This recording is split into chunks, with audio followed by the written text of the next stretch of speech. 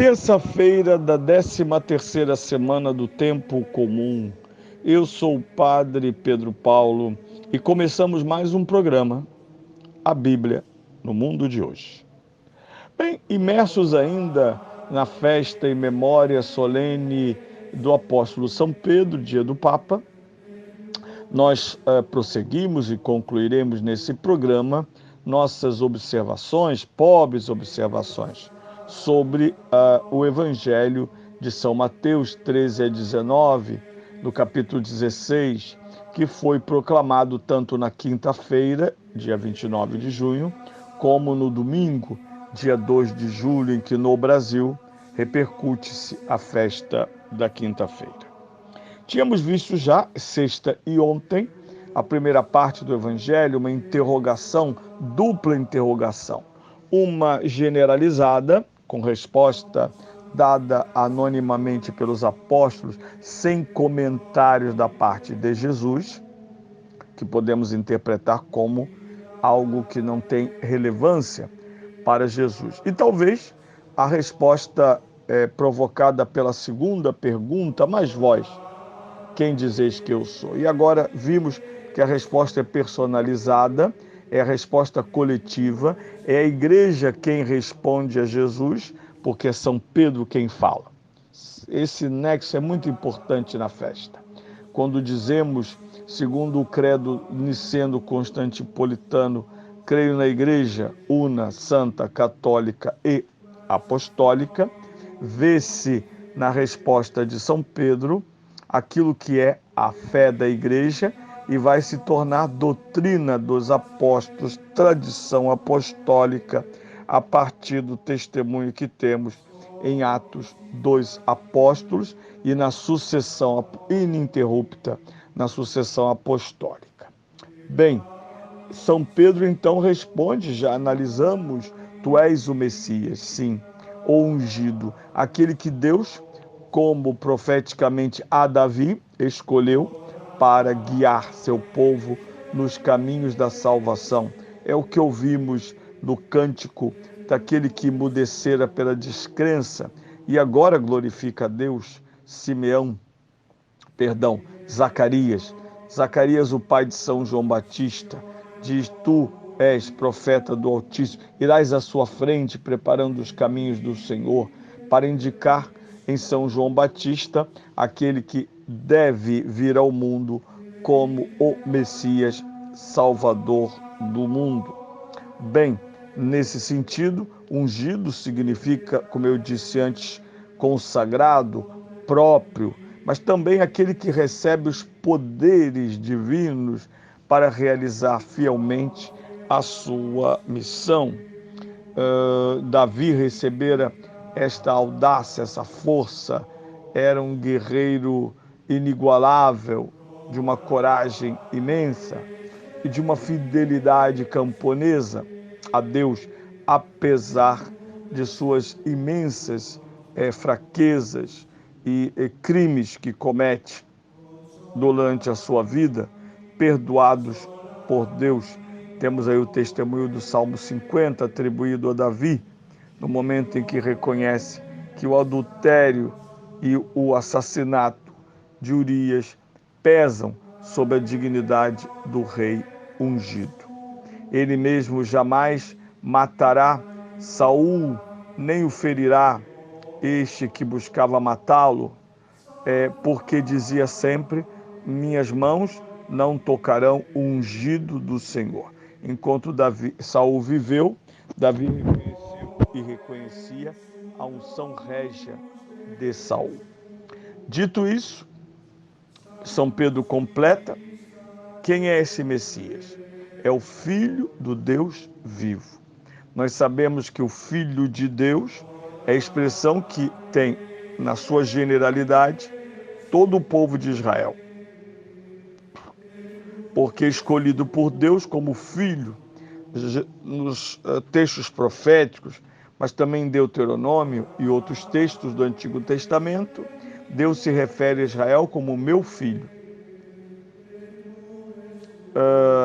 Na pregação de São Pedro, a primeira, ele faz uma exegese cristã do Salmo 2, Tu és meu filho, hoje eu te gerei, para falar do Cristo pleno e pascal, Jesus de Nazaré, o Cristo, o Messias. Nós sabemos que ao longo da revelação cristã, sobretudo na plena revelação cristã, Jesus não é somente membro de um povo de filhos, mas ele é o Filho. E São João, no seu Evangelho, não dá muita atenção ao termo Messias, apesar de aparecer lá no início do seu Evangelho, mas o grande tema proposto na situação programática da pregação da igreja é Filho unigênito.